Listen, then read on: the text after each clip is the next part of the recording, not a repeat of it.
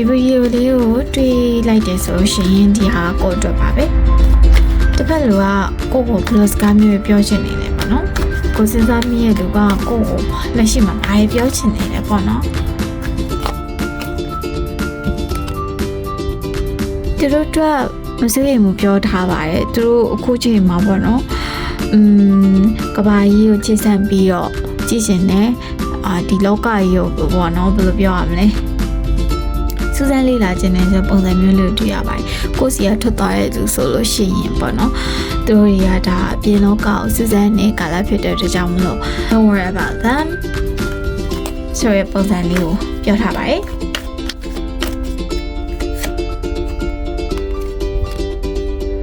and also like သူတို့အနေနဲ့ပေါ့နော်ငွေကြေးနဲ့ပတ်သက်ပြီးဒီသူတို့ဘဝနဲ့ပတ်သက်ပြီးပေါ့နော်အနာဂတ်နဲ့ပတ်သက်ပြီးအလုပ်တွေလုပ်နေရဖြစ်ပါတယ်ရှင်